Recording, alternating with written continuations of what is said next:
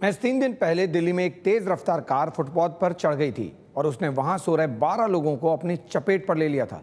हादसे के बावजूद आज भी कई लोग उसी फुटपाथ पर सोने को मजबूर हैं। दिल्ली ही नहीं, देश भर में लाखों लोग फुटपाथ पर ही सोते हैं।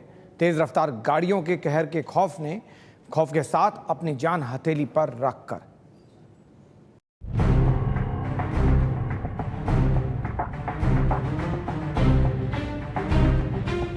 पूरे दिन काम कर थके हारे जब आप घर लौटते हैं तो नींद का बेसब्री से इंतजार रहता है। अमीर हो या गरीब, दिन भर की थकान दूर करने का यही तरीका है। लेकिन पंखे और एसी की हवा में गद्देदार बिस्तर पर सोना सबको नसीब नहीं। हमारे आपके बीच कई लोग ऐसे हैं जो रोज रात जान की बाजी लगाकर सड़कों के किनारे सोते हैं। इन लोगों के सिर पर कोई छत नहीं है, इसलिए फुटपाथ से अच्छा बिस्तर इन्हें कहीं नहीं मिलता। लेकिन यही फुटपाथ कब इनकी जान ले ले, किसी को नहीं पता। सड़क पर होने वाली दुर्घटनाओं की खबरें तो हम रोजाना सुनते हैं, लेकिन लाखों लोग ऐसे भी हैं जो हर रात अपनी जिंदगी हथेली पर लिए सड़कों पर अपनी रात काटने को मजबूर हैं। ये दिल्ली के कश्मीरी गेट का वही इलाका है जहां 18 अगस्त की रात एक भयानक हादसा हुआ। एक तेज रफ्तार कार का बैलेंस बिगड़ा और उसने फुटपाथ पर सो रहे लोगों को अपनी चपेट में ले लिया। हादसे में 2 लोगों की मौके पर ही मौत हो गई। बीती रात एबीपी न्यूज की टीम जब इस इलाके में पहुंची तो पाया कि हादसे के बाद भी कई लोग उसी फुटपाथ पर सोने को मजबूर हैं, जहां पिछले दिनों ये हादसा हुआ था। रोज जान हथेली पर रखकर कटती है रात। एक अदद आशिया का सपना तो हर किसी का होता है, लेकिन जिंदगी का एक पहलू ये भी है जहां आशिया तो छोड़िए, लोगों के पास सर ढकने को जगह तक नहीं। काजल 2 साल पहले लखनऊ से काम की तलाश में परिवार के साथ दिल्ली आई थी। शुरुआत में तो इसके पास किराए का मकान था, लेकिन तंगी ने ऐसा घेरा कि अब वो भी नसीब नहीं। फुटपाथ पर सोना इनकी हकीकत है, कोई इसे नियति कहे या मजबूरी। कमरा लेकर रह रहा था मैं, तो अभी कुछ प्रॉब्लम पैसे का हो गया, तो इस वजह से हम कमरा अभी नहीं ले पा रहा हूँ। पर क्या करेंगे, थोड़ा पैसे का प्रॉब्लम तो मेन तो पैसा पड़ जाता है। 15 साल के शिव की भी ऐसी ही दुख भरी दास्तां है। 1.5 साल की उम्र में ही दिल्ली आ गया था शिव। पिछले 1 साल से सोते वक्त पास से गुजरती तेज रफ्तार गाड़ियों की आवाज सुनकर अक्सर चौंक जाता है। दिल्ली में ऐसे सैकड़ों शिव और काजल हैं जिनके पास रोजाना जिंदगी को दांव पर लगाने के सिवा कोई चारा नहीं। डर नहीं लगता आपको? डर तो लगता है, आखिर क्या कर, कुछ तो मजबूरी है।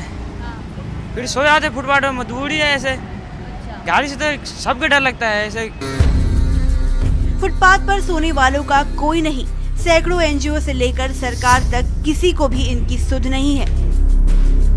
कोई नहीं आता करने के लिए। किसी से क्या मतलब है, कुछ बोलने नहीं आता है। कहने के लिए ऐसे लोगों के लिए रैन बसेरे जरूर बने हुए हैं, लेकिन इन्हीं रैन बसेरों के बाहर ये लोग सो रहे हैं और पूछने वाला कोई नहीं है। गोरखपुर से दिल्ली आए विजय की कहानी तो रोंगटे खड़े कर देने वाली है। मौत कहानी है।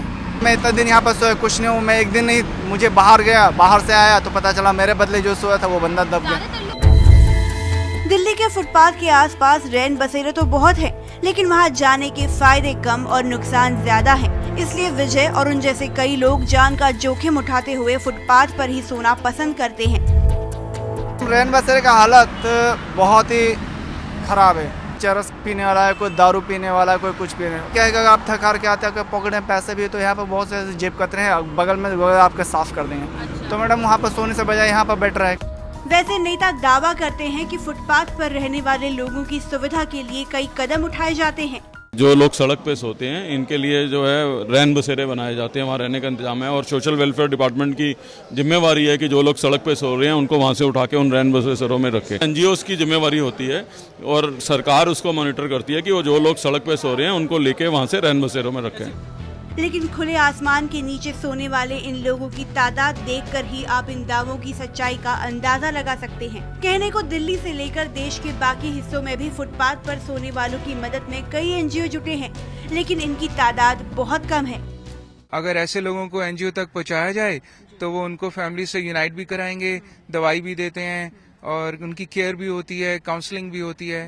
जैसे हमारे यहाँ भी ऐसे रेस्क्यू किए हुए 165 लोग जो सड़कों से ही बचाए गए वो परमानेंट रहते हैं। रोज जान का खतरा मोल लेना किसी का शौक नहीं है, और वो भी तब जब लोग अंधाधुंध तेजी में सड़कों पर गाड़ियां दौड़ाते हैं।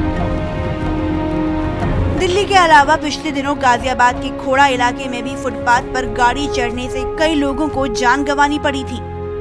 काश कभी लग्जरी और एसयूवी में हवा की रफ्तार से उड़ने वाले फुटपाथ पर रहने वालों को भी इंसान समझ पाते। रोज रात ये लोग यूं ही फुटपाथ पर जिंदगी हथेली पर लिए सोते हैं और सुबह सही सलामत सोकर उठने का इंतजार करते हैं। डर जरूर है, लेकिन अब उस पर काबू पा लिया है, क्योंकि आदत सी हो गई है।